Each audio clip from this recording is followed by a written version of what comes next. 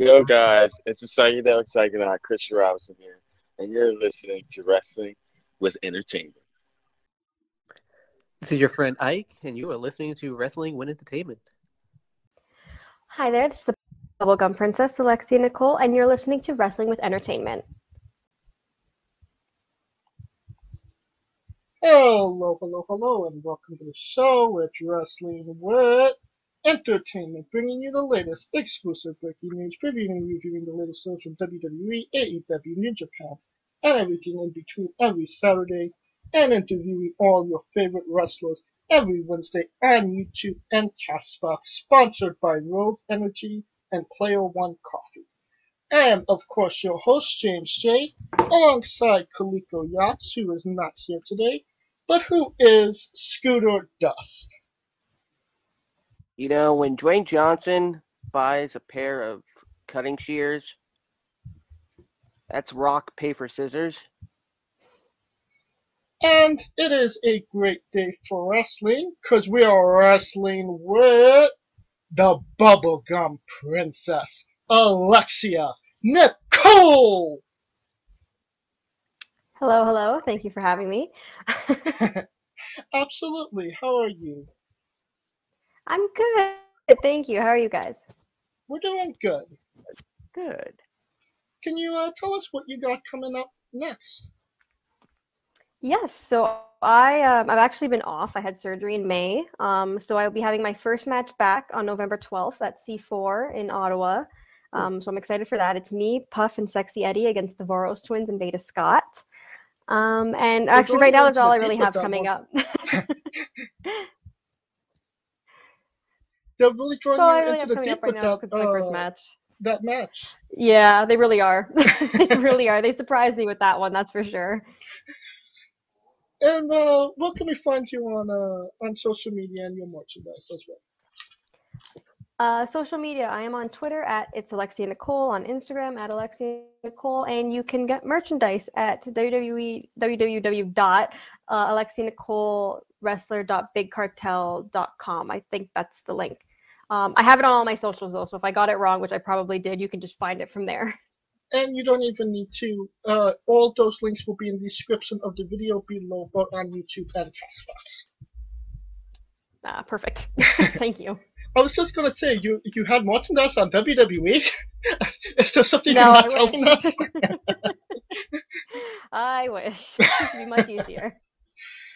Now, can you tell us about wrestling in the pandemic era of pro wrestling and in front of no crowd? It was really awkward. I did not enjoy it at all. There were parts that I enjoyed. Like I loved doing Backyard Pro. That was a fun, different experience. But in terms of just filming wrestling matches with no crowd, it felt weird. It felt different. It's sure I could focus on the match a little bit more and my work a little bit more, which was nice. But wrestling is not the same without a crowd. And I really learned to appreciate that during the pandemic. All right. And Scooter, you have a question. All right. Well, you did mention Backyard Pro, and we are avid fans of Backyard Pro.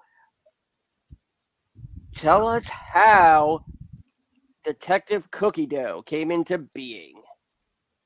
So when Von Vertigo had presented the idea to a group of us, he basically said, create whatever character you'd like. It doesn't have to be who you are. You can do whatever you want. And Gabriel Fuerza, actually, who is Jay Wheeler on Backyard Pro, he was like, you should be a detective, because I had previously worked as a private investigator in real life. And he was always like, you should be a detective. You should be a detective. Why aren't you wrestling as a detective? So I took him up on that. I'm like, okay, I'll be a detective. And that's really Detective Cookie Dough just kind of came from there. I was trying to think about, what would be kind of funny and cute and not backyard wrestlery at all, because I had never watched backyard wrestling. So I didn't want to try and intimidate something that I had never watched before. And that's really just kind of evolved from there. Nice. All right. And now you're the second ever Backyard Pro champion. That is correct. And I'm the current Backyard Pro champion as well. Yes, but Rob Banks stole your title in the last episode of season 3. He even pulled a couple knives out on you as well.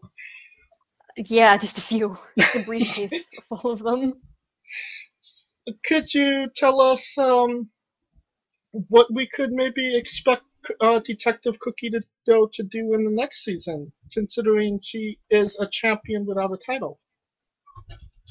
She's definitely going to be looking for Rob Banks. She's going to put those detective skills to work, and she's going to track him down. And that's really all I can say. All right. Now, you was on PWI's Top 100 Women in 2018. You was 97, yeah. In 2019, you was 94. And in 2020, you was 55. What does that Yes. progress mean to you? It means a lot. I feel, especially from that jump from 90, was it 94 to 50? I don't even remember what the numbers 94 were. to 55. But that 94 to 55 especially meant a lot to me. The first one meant a lot because I feel like I had been wrestling for a while and just like, I don't know, I definitely was very insecure about what I was doing, if it was good. So getting on that list meant a lot to me. And then this next year, getting up a little bit higher, that was like really cool. And then to make that jump in a year that I had spent, like I had really devoted a lot of time to improving my in-ring work, improving my character, and doing all that, I felt kind of validated. Like what I had been doing was working, and that I would keep working. So yeah, it was nice. It made me very happy. It reassured that I was doing the right things for me. Where would you like to rank in 2022? Since, you're injury free and Yeah. things are kind of, borders are opening back up and wrestling is kind of having a jump start again. Yeah. I don't know, because the thing is, I will say, like, the girls in the States really, like, as much as the pandemic affected everybody, I think they really still had a chance to keep going, keep wrestling, and keep just trying new things and really get better and better. Like, I've seen so many names come up that I've never heard of before the pandemic, and now I'm seeing everywhere. And that's great. I love that. But I would definitely, I don't know, I definitely like to see myself on that list, but especially with everything opening up, like I'm starting to fill up my schedule. I can't really announce anything yet, but like I'm starting to fill up my schedule. Hopefully it includes some dates outside of Canada, which would be great because it is something I've been wanting to do. So I'm hoping that now is finally the time. And I'm hoping to, if I can at least get back in that like 90s ranking, that would be nice. All right. And Scooter, you have a question. Yes. Now, this is something that stood out to me, from the moment we realized we were doing this interview. Your finisher, at least according to Cage Match, is listed as dyslexia. How? Oh man, that's old. How in the world did that come about? I mean, did life give you melons or lemons? I guess life gave me lemons. I don't know. It was at the time I had just started wrestling, and I'm like, I need a finisher and I need a name for it. And it just I was at the time that was a tornado DDT, and I was like, oh well, dyslexia makes sense. So I just went with it. But man, I haven't done that in years. I gotta go update my own Cage Match page. Hashtag update Cage Match. Yeah. Well, I think I could piggyback on that with another moveset question.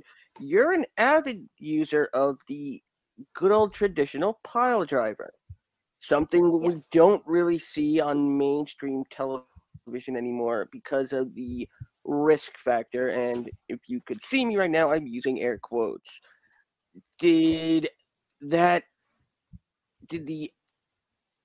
the outlawing of the move on mainstream pro wrestling television, did it change how often you used it? Did you make you want to use it more so that you stood out? A bit of both. It definitely made me worried to try it. Like it wasn't a move that like I'm just gonna start doing pile drivers. It was something that people had said, you should try this. And I mean,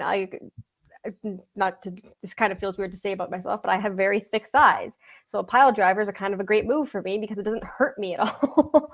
And really it does kind of protect the person I'm working with, breaking kayfabe a little.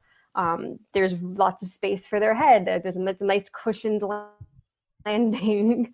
So it was a move that I was scared to try, but I knew that I kind of have a bit of a leg up in doing. Like I do have a bit of an advantage. I can do it safely. And it's the fact that not a lot of people do it is great because I feel like especially when I started wrestling, I got set in a trap of doing a lot of moves that a lot of people did because they were simple. And I knew that I could do them to anybody. And because I'm so small, I wasn't lifting people. So my moveset was very limited. But now I've just kind of gotten past that. It is a move that is kind of considered taboo to some. Was there anybody that was like, no, I don't feel comfortable taking that move from you? No, I always ask people ahead of time, like, and if they want to or not, and if they don't, I totally get it. It is scary. I was very scared the first time I took one, but most people are pretty open to it. Like some people just ask to take it, and I'm like, okay, cool, no problem. But I tried it. It is scary, so I always try to respect what people want to do and what they don't want to do. I never want to push someone past their comfort zone, because I know. I mean, like I said, I just had surgery in May. I know how much injuries suck. I don't want to have that happen to anyone. Now that injury you got, was that something that you got during a match or just something that accumulated over time? Accumulated. I've had shoulder issues since I started wrestling and just a lot of dislocations, and it just kind of over time got worse and worse. So I needed to go in and get a major surgery done to fix everything. Okay. Now, your very first pro wrestling match was against Angelina Love. What is your mindset going into a match with somebody pretty established at that point? Oh, I was terrified. I was so nervous, and especially it was on Canada Day and like this big outdoor show. There's lots of people. It was a cool thing to be a part of, but for my first match, I was so scared. I did have the benefit though, like my trainer also trained Angelina Love, so okay. She was very open to working with me. She pretty much knew, like she had gone through sort of the same curriculum, so she kind of knew where I was at, having my first match. So she was very prepared for how to go through that with me. But it was very scary. I was very nervous. Did it help that it was a triple threat, or did it just kind of add in having somebody else in that same position as you, or was it still really nerve-wracking? Still really nerve-wracking. It was a mixed tag, and thankfully she was teaming with one of my trainers, and I was teaming with someone who had been wrestling a really long time. So I knew I would be okay, but still, again, very nervous. I think I was 17 at the time too. It was just a huge, like, I don't want to say culture shock, but it was a very like nerve-wracking experience, I guess.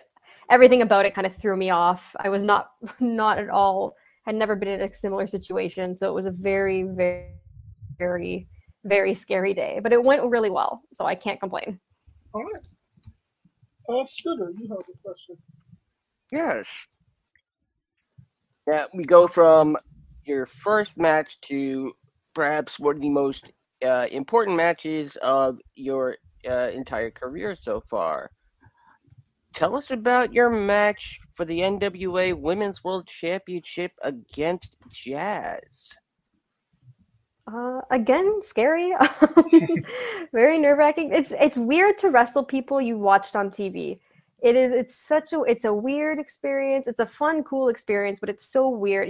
It's almost like an out-of-body experience. But she was fantastic. I could not have asked for a better opponent in that specific scenario, a better opportunity. She taught me so much. I was so lucky to get to work with her another time after that. yeah, scary, but I've learned so much from that match, and it's really helped me get to where I am now.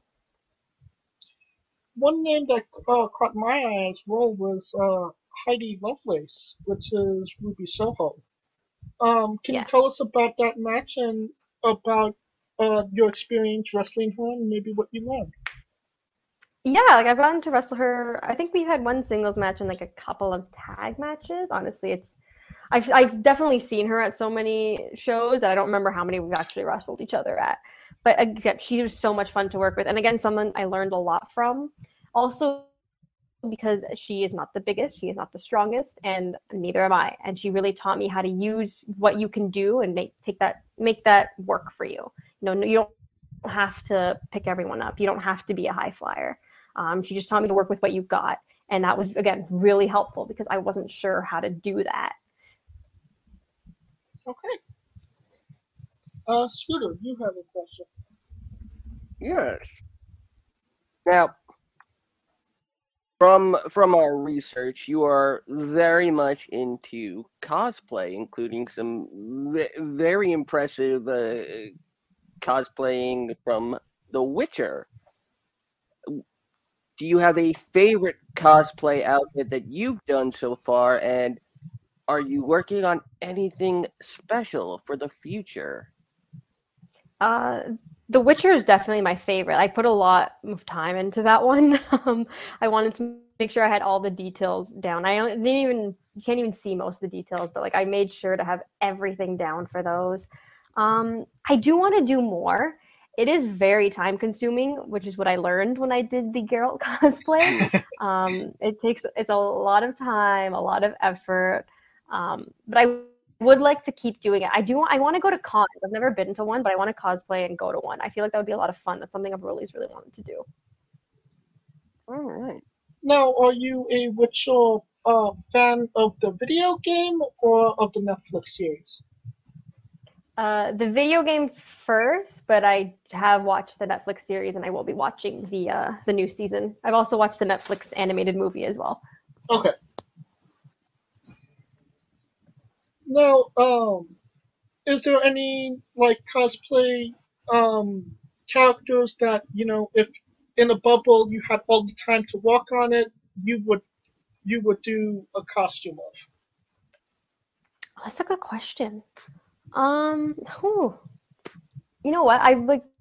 I wrestled once as like a Ninja Turtle. I would love to do an actual cosplay as a Ninja Turtle. Just because at the time I literally just put on a green shirt and I think like Ninja Turtle tights, and I was like, yeah, I'm a turtle.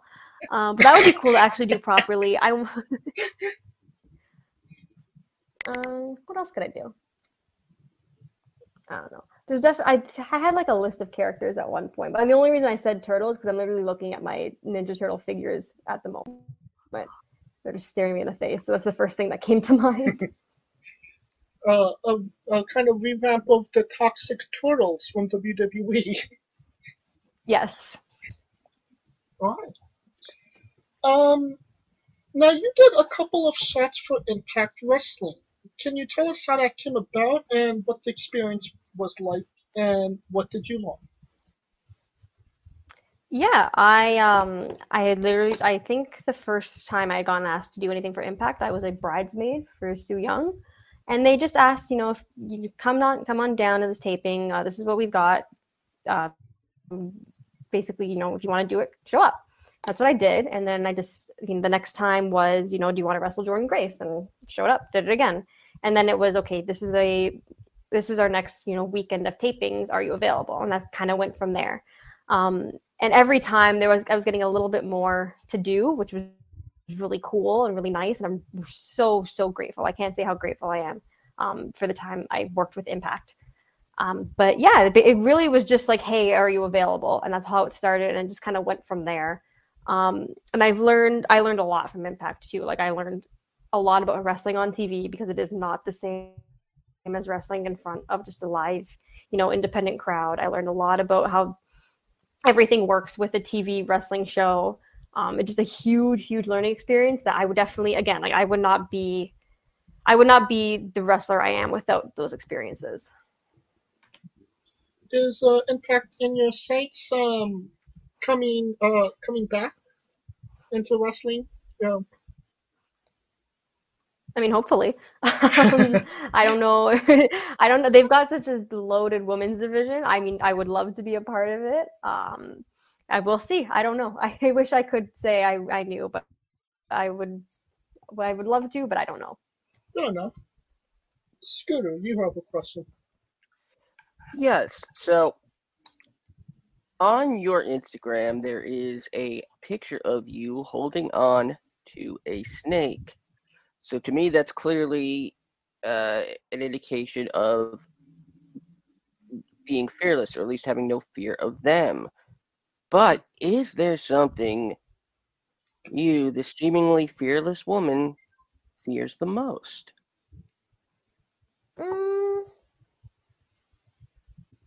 What do I fear? Hey. This is gonna sound weird because of what, again, you're a wrestler, this shouldn't be a fear, but I hate crowds. I hate being in large crowds. I get very scared. Me too. Like if I'm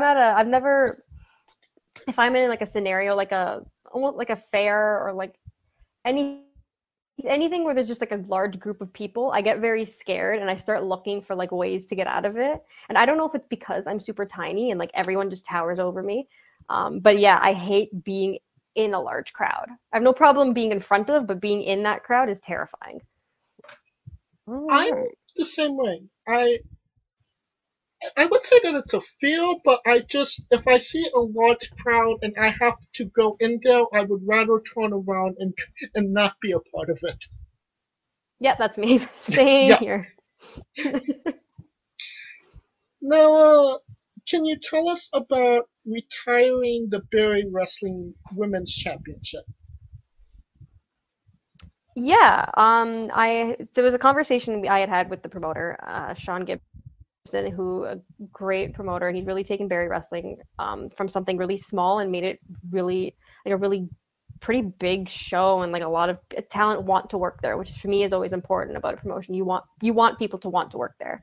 But we had a conversation, and the big issue for me was there was no women's division, and that's just kind of an issue that Ontario specifically has, is that there's not a lot of women. And it was just me and Jody Threat, and a lot of the time we couldn't even be on the same show because one of us would be somewhere else, or someone was sick, or someone was not available for that day. We spent a year just trying to have a match for the title that eventually, I talked to Sean and said, what if we, I don't think this is a good idea, only because we're kind of limited to what we can do. You can't have a champion and only have two people fighting, championship and have two people fighting for it. There's only so far you can go with it. So we made the decision to retire it. And I'm happy with that decision because it's opened us up to do intergender wrestling, which at Barrie was something that was never done. It was never really allowed, but now it's something we've started doing, and the fans really enjoy, and we really enjoy. And we still do have, just women's matches, and they're a lot of fun. But I'd like that we opened up the opportunity for pretty much anyone to have a shot at any title in Barrie Wrestling. Was one of the problems Gabriel Ferzo winning the championship before you did? No, I wouldn't call that a problem. It was a little strange, though. Well, according to him, he was very proud of winning the Barrie Wrestling Women's Championship. He took that with pride. I mean, I will say he did, and he's the only person to hold every title. So I mean, good for him. But I was a little, I guess, a little jealous that he had won it before me. It felt weird. Like, if only I was there that night. I was there that night, and I was still like, what is happening? Then what happened? I was wrestling somebody else. What the hell? Man, I don't book the shows. I would have been like, what the hell? He won the championship? Yeah, I mean, again, I'm proud of him, but man, it was weird. Scooter, you have a question. Yes, and this is a question specifically reserved for our guests from North of the border in Canada. We are avid foodies as well as wrestling fans here on Wrestling with Entertainment. So, my question, in your opinion, where is the best poutine in Canada? Ooh. Here's the thing. Everyone does a poutine, and not many people do it well. I guess I'm gonna say that Smoke's Poutineery has the best, only because you can really customize it to what you want. I feel like a lot of places when they give you poutine, they just dump some gravy, put some cheese on it, and there you go. But like sometimes the gravy's not good, or the fries are super soggy. But Smokes gets it like just right, so I'm gonna say Smoke's Poutineery. Yeah, that is the we've heard Smokes more than once from our Canadian guests. Could you elaborate on that more? What is a well dish of poutine for you? Do the cheese curds have to be white cheddar? Is it consistency? What is it? Yes, so the cheese, they do have to be white cheddar, and they have to be actual cubes. I can't have like stringy cheese everywhere. It's not the same. The gravy needs to be warm, but not like too hot.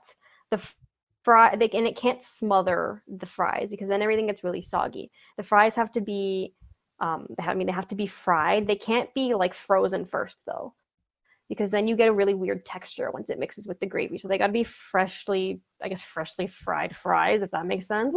Yeah. But yeah, they got to be freshly fried fries. You need the white cheddar cubes, and you need a good gravy. Mm-hmm. Have you ever tried your hands at making poutine? Oh no, I'd be awful at that.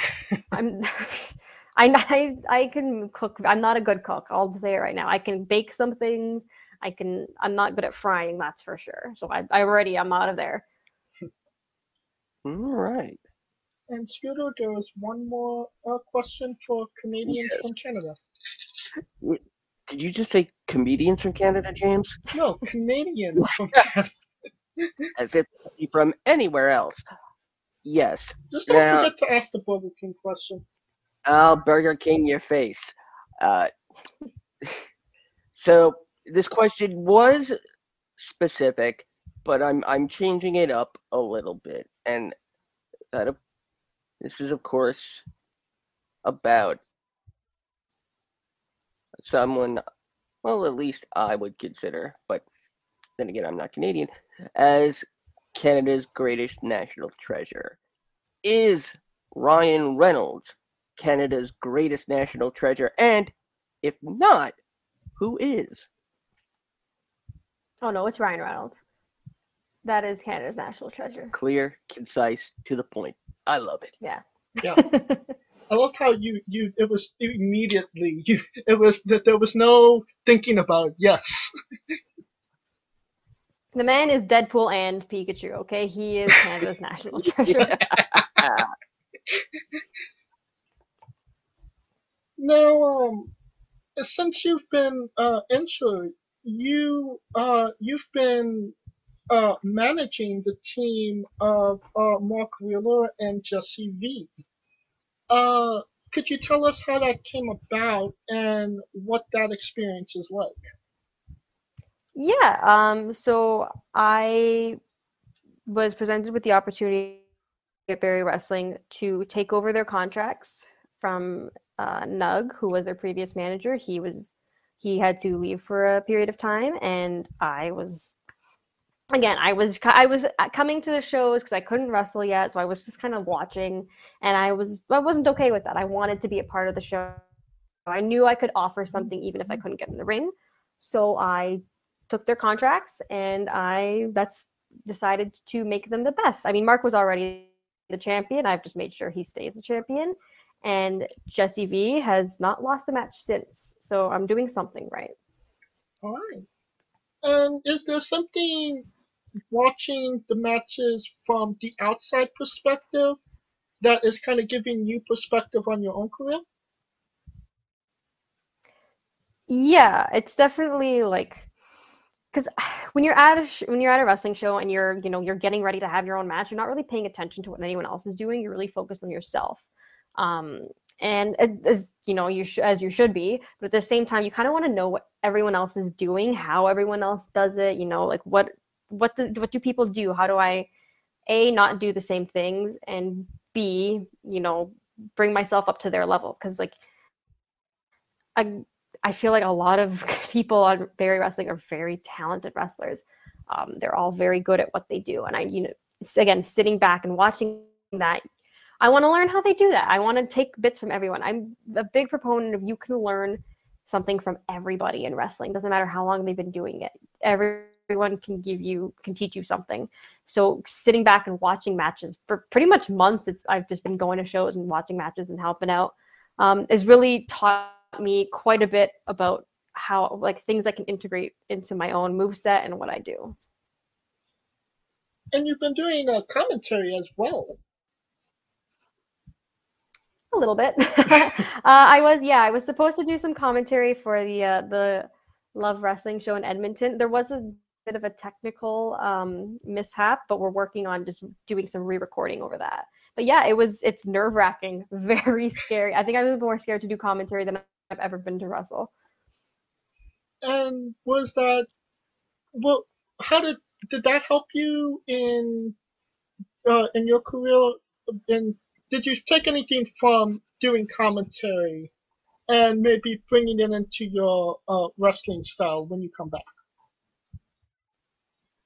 It's definitely something I've been thinking about, seeing how someone else basically does their job within wrestling and how that would affect what I do. It helps me know, do I need to do certain things? Do I need to tell people certain things before I go out there so that they know, what's going on?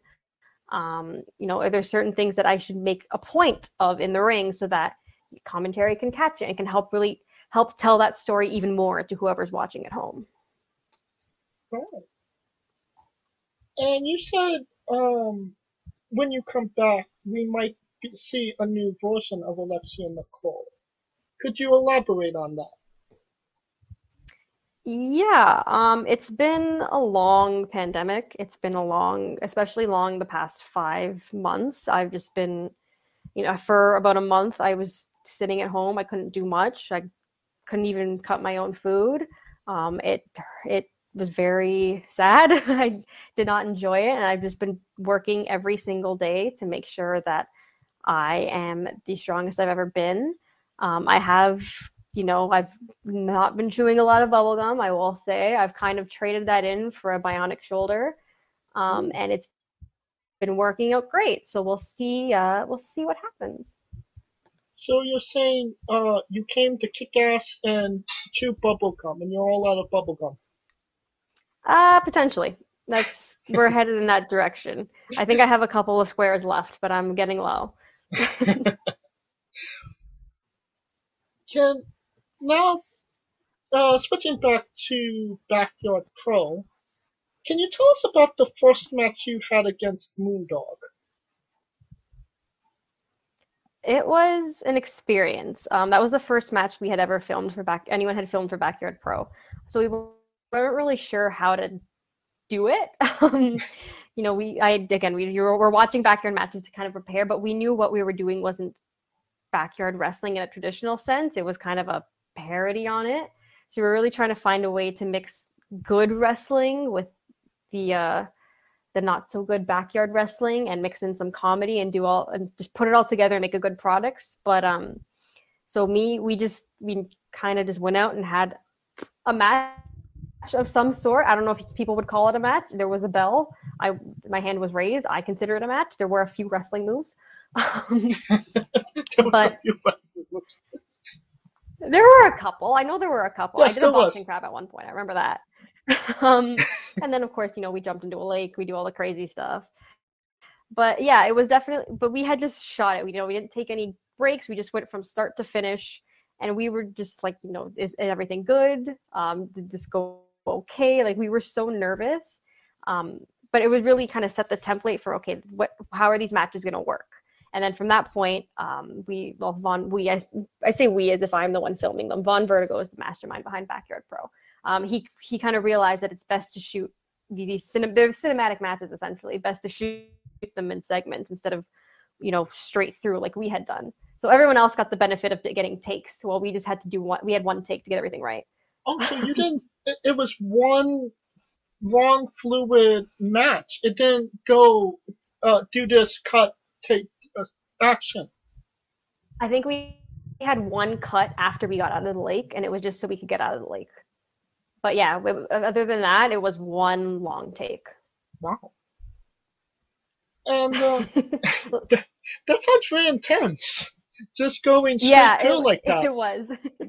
It was, like I said, it was kind of scary. And we knew we only had the one take because once you're in the lake, we were at a cabin. We didn't have anything to dry off and start over. We essentially, the second we got in the lake, that was it. Whatever we had, we had. So yeah, we just kind of went for it. It was a little frightening, especially because at that point, that was the first time we had wrestled since the pandemic had started. So we were especially nervous because we're like, oh, can we even remember how to do the few moves that we're doing? And where exactly was that shot? Because it wasn't exactly a backyard, considering all the other backyards that we saw in Backyard Pro. Yeah, we shot that at a cottage. My parents have a cottage. They graciously allowed us to shoot that at. We're very lucky. And my last Backyard Pro Wrestling question: who was the Lucha Peacock you interrogated? We still don't know. So it's a mystery? It is a mystery. It's another mystery Detective Cookie Dough has. She's been a little preoccupied with Jay Wheeler and now Rob Banks, but she will eventually get to the pickle. Ah, it's a pickle. Yes, he's the Lucha Pickle. Now, the most controversial thing you will be asked on a wrestling podcast: pineapple on pizza. What's your stance? Always. That is the only pizza I get. Yes. It's the only kind you get? Yes, I always get pineapple, bacon, and what else do I put? Pineapple, bacon. Sometimes I put pepperoni, sometimes I put ham. Really depends on what I'm in the mood for.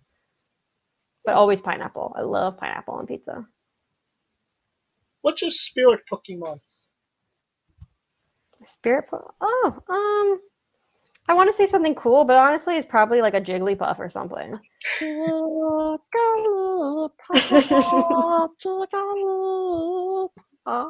That was very good. Oh, thank you.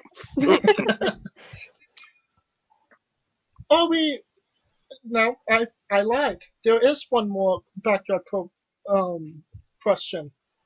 Are we going to see Detective Cookie Dough wrestle The Rock? I mean, if he ever finishes wrestling Psychotic Michael, sure. But I don't think that feud's ending anytime soon. It's like, I have to point this out. You were the first person, because we usually ask the question to our non-Canadian guests, because a lot of our guests have been involved in Backyard Pro, but we ask about if they would wrestle a Rock, not Dwayne Johnson, not the country, but you were the first person, after we explained the story, we say Psycho Mike. You were the first person to refer to him as Psychotic Michael. That's what he calls himself, so that's what I'm going to call him. So we're not going to see a unification of the Backyard Pro and World Heavyweight Championship?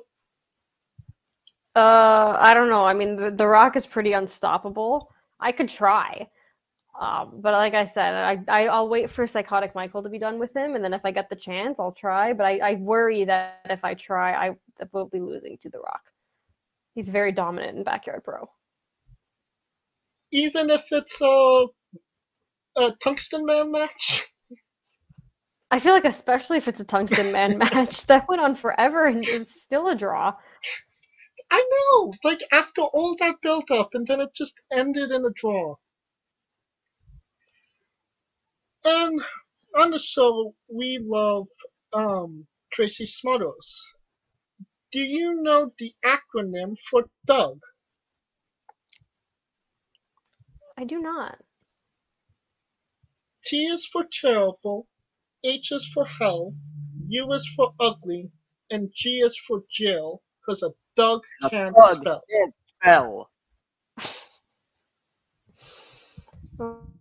Oh my goodness. Well, That's good to know. I'll keep that written down. and it is once again time for that segment on the show. Alexia Nicole's Bizarre Adventure. You're a pro wrestler that goes up and down the road and weird, crazy, and bizarre things are bound to happen. Can you tell us a road story that fits that description? Crazy and bizarre. I feel like I've never had any like truly crazy stories. We almost ran out of gas once. We were on our way to a group of us were on our way to a show, or actually on our way back home from a show in Timmins, Ontario. And if anyone knows where Timmins is, if you know where Toronto is, you just have to drive 8 hours north, straight, no stopping, and that's Timmins. And you can't leave there at night because there's no lights and there's moose everywhere. And if you hit a moose, you're basically dead. So you have to leave, and you can't leave at night. You have to stay there, wait till there's daylight. And we're driving, and there's about a 3-4 hour stretch where there's nothing. And we had passed the one gas station before you enter that 4 hour stretch of nothing. And we're like, oh, we're fine on gas. You know, we're at like half a tank, a quarter of a tank. Whoever was driving at like 150, trying to get us there quickly. And we very quickly almost ran out of gas. We pretty much, had we not found a gas station when we did, we would have been pushing the car to the closest gas station. But that's probably the craziest thing that's happened. Like we've been through a few snowstorms. I've never had any like bad flights or anything. I've been pretty lucky travel wise that nothing crazy has ever happened. All right. And where do you see yourself in 5 years? That's a good question. Honestly, I don't know how to answer that question anymore. The pandemic has kind of made me rethink about like where I could be, what I could do. Just because, you know, you have so much time to sort of sit and think about what your life is outside of wrestling, because there's just so many years without it. And I definitely think wrestling will be in my life 5 years from now. In what capacity, I don't know. I would like to be working for, you know, wrestling for a living. But who knows what will happen. I'm very scared to say I will be doing this in 5 years and then something else major globally happens and then my career trajectory is set off again. So I don't know. I will be in wrestling. What? I have no idea. Will I be wrestling, managing, working backstage, training? I would like to be a part of it no matter what. And something I want to do in wrestling is help out as many people as I can. So if I can somehow help people, that would be great. All right. And God willing, this is the only pandemic we ever face in our lifetime. Hopefully. I never want to say that it is, but hopefully. Yes, fingers crossed. It is now again time for Coleco's Colossal Question, not featuring Coleco. They're making a movie about your wrestling career. They got Jennifer Aniston to play you. Every movie has a soundtrack. What would be the first 3 songs on the Alexia Nicole playlist that best encapsulate your wrestling career? Oh God, it's gonna be a weird mix of songs on that playlist. There'd definitely be a random assortment of Disney music. You'll have some wrestling theme songs, some other wrestlers, like from the oh God, what volume was it? What volume was it from the WWF? The theme songs. I don't remember, but whatever one had the Eddie's Lie, Cheat, and Steal song, that entire album's on it. I believe that was 4. I believe that was 4. Yeah, that sounds about right. That's on there. We'll throw on some My Chemical Romance, some Simple Plan, and some random techno music. And that I feel like sums up my wrestling career. You said, speak of him and he's so appeal. We are joined by Kaliko right now.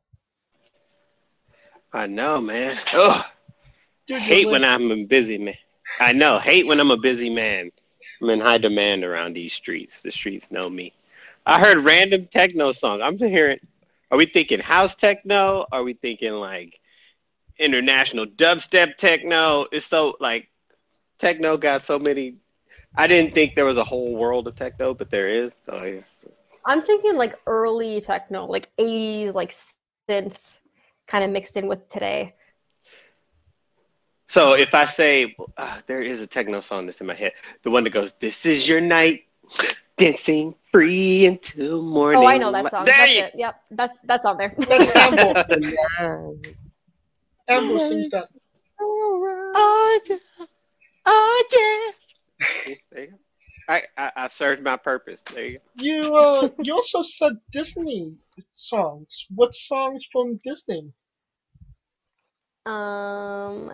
Let's see. We'll have "I'll Make a Man Out of You." We'll have most of the Goofy movie soundtrack. Oh. Out on I'll the make road. I'll make a man out of you. Basically, you had me a Goofy movie, and I'll make a man out of you. Maybe a couple of princess songs, but yeah, that's my music. Oddly enough, not the first time the Goofy movie has come up in an interview. This is the most underrated Goofy movie of all, or Disney movie of all time. Literally talks about fatherhood, and no one cares. Come call a taxi and get me out of here to Beverly Hills 90210. Me and Max relaxing like the old days. Don't demonetize us, YouTube. And don't even get me started on "Be Prepared" from Scar, because I feel like the Lion. Oh, that's a good one. The Lion King version in '94 was awesome, and then they tried to do it in the real life film, and I was pissed off. I walked out of the Lion King just because that song was done so bad, poorly. I never saw the remake. Oh please! Oh, I was worried that I wouldn't like it, and I didn't want to ruin it. So I was not going to watch it. Don't yourself. Waste your money. Do not watch it.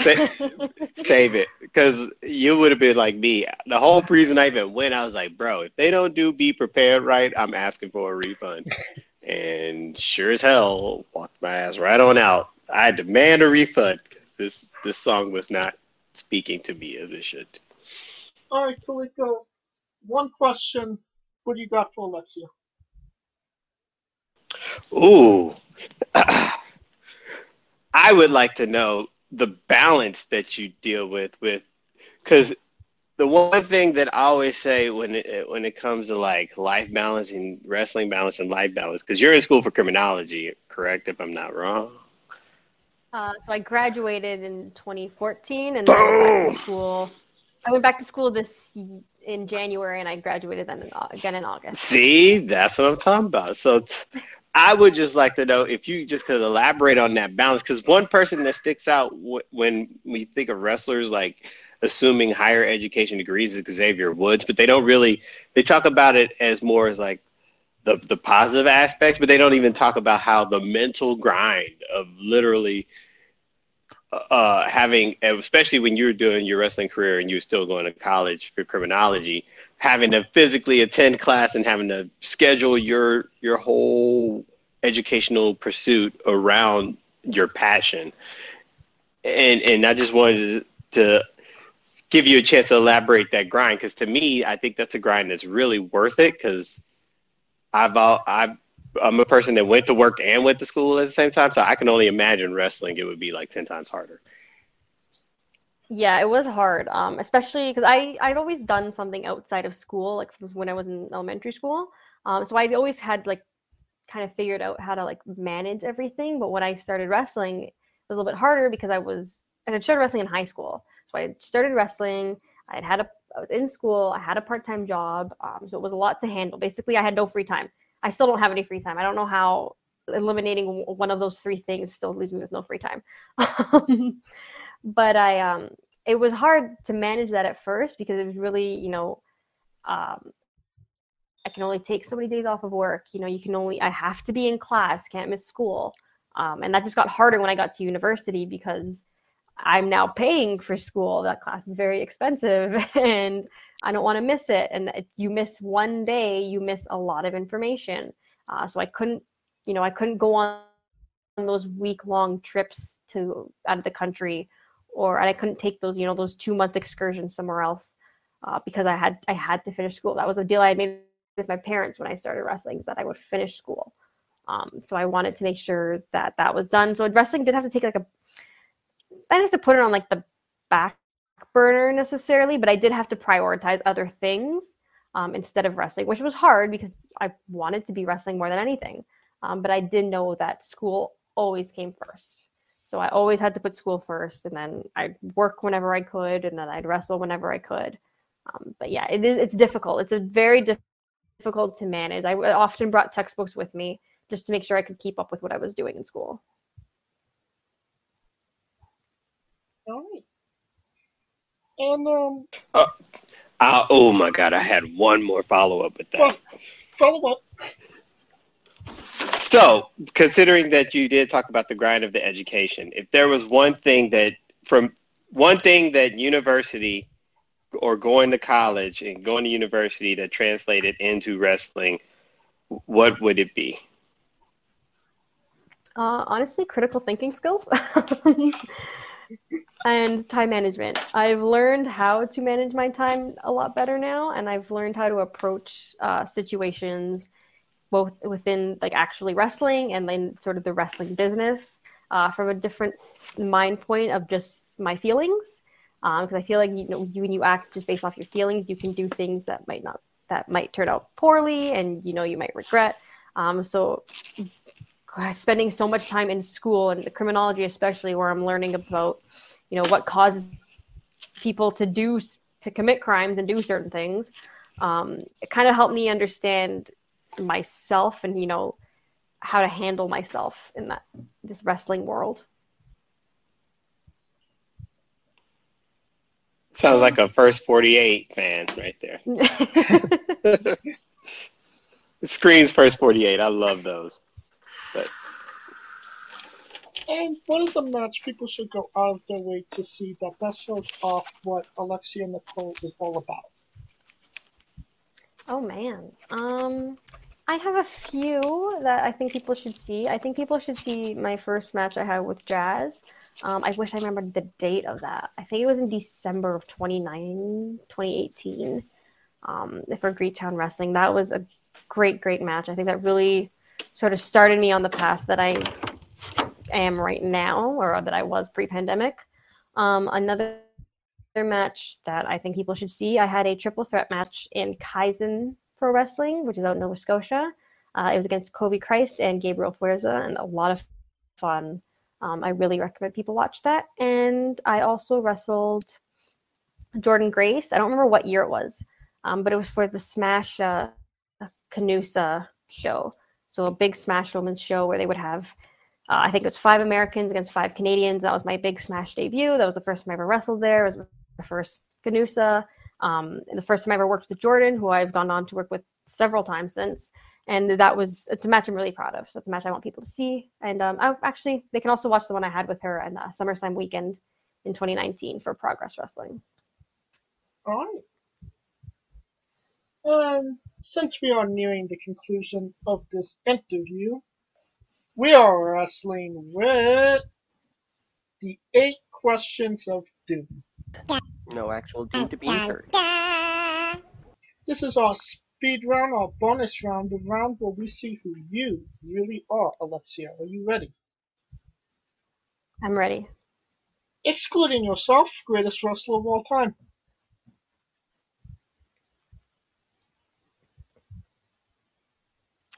Bret Hart. Worst wrestler of all time.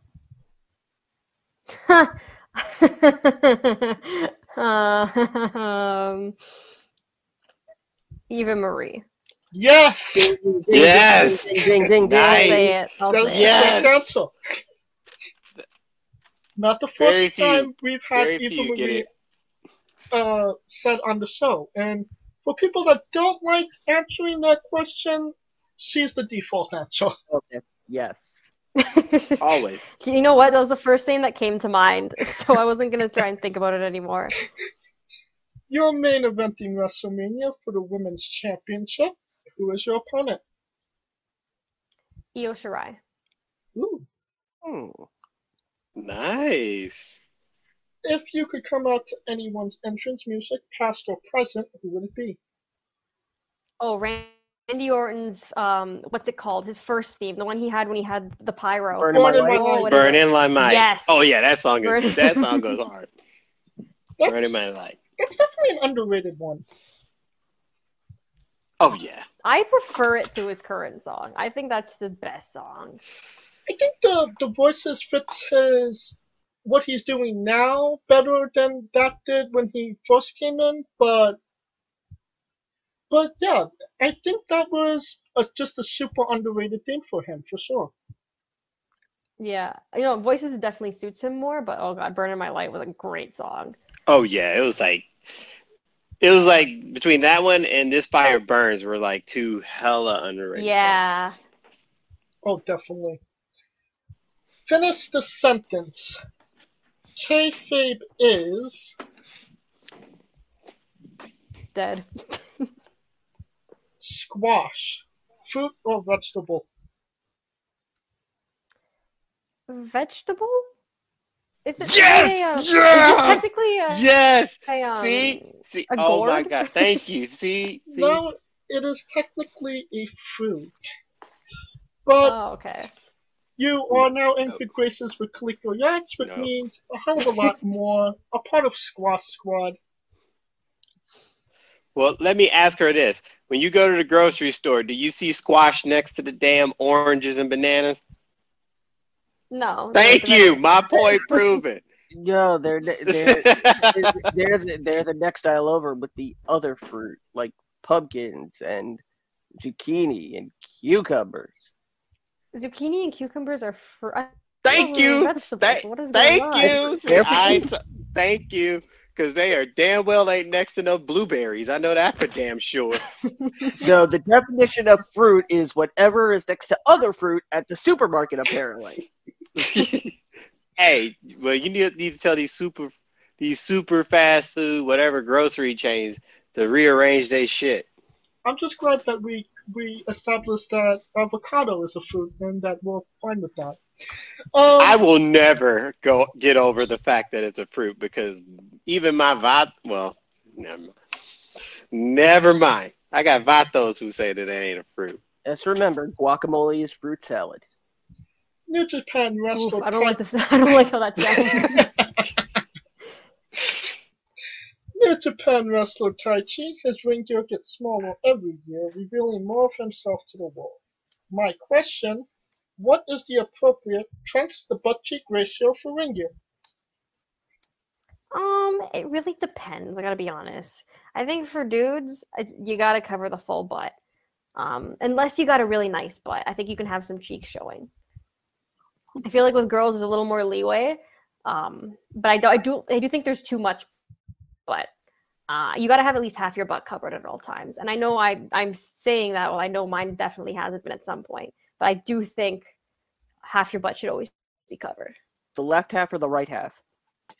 Half of each cheek. So I guess I don't. I guess a 2/3 of your butt should always be covered then. All right. And the last question, the main event, the thing everybody wants to know. Have you ever had a conversation with a stranger in a supermarket about Darby Allin? Definitely not. I've had a conversation in the gym about Darby Allin, but not in a supermarket. And that is the correct answer. And that will conclude this interview. Thank you so much for coming on and doing this with us, Alexia. No problem. This was fun. Thank you for having me again.